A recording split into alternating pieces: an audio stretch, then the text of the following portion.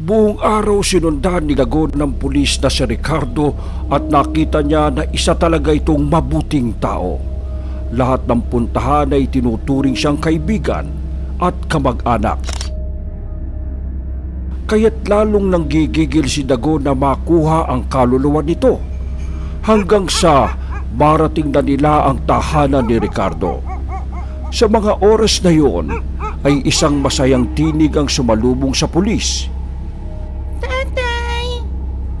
Oh, magdidilim na. Bakit nandito ka pa sa labas? Inaantay kitang dumating eh. Nag-aantay ka ng pasalubong, no?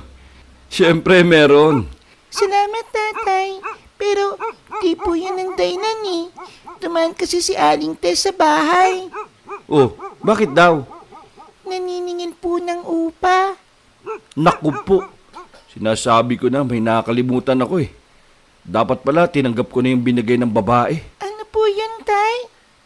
Wala. Anak, sige na, umuwi ka na at susunod na lang ako, ha? Malaki ang ngiti ni Dagon sa kanyang mga narinig.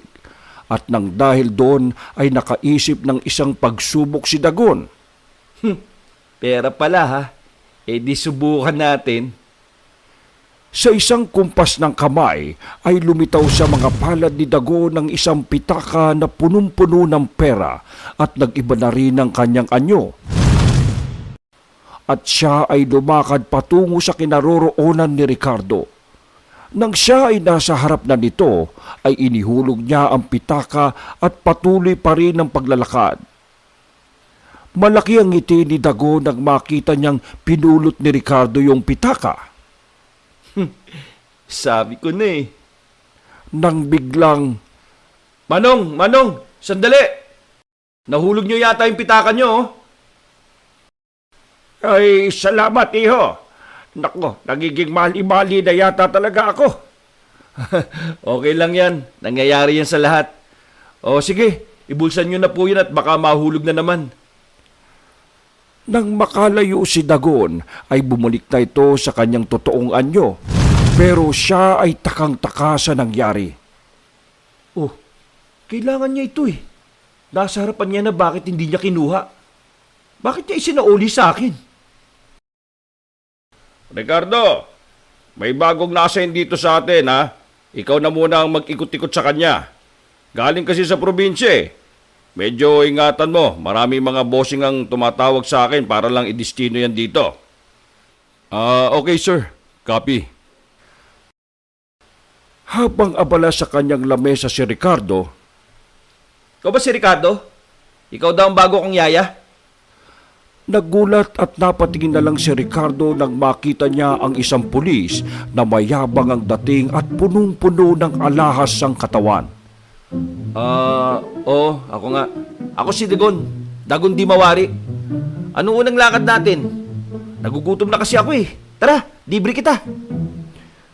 Nang matapos kumain ng dalawa, ay nag-aya ng umalis si Dagon. Sarap talagang kumain. Ay, nabusog ka ba? Tara na. Sandali. Kukunin ko lang yung cheat natin. Wag na. Sagot na ng uniforme natin yan. Hindi pare. Kilala ko mga tao dito. Sila ang magbabayad niyan kung hindi natin naareglohin. Sige. Sinusubukan lang naman kita eh. Oh, eto na. Talagang mahihirapan ako sa isang to ha. Lumipas sa mga araw at patuloy pa rin sa pangdidemonyo si Dagon kay Ricardo. Hanggang sa umabot sa punto na pinupuntahan na ni Dagon si Ricardo sa kanilang bahay. Oh, pare, napadpad ka.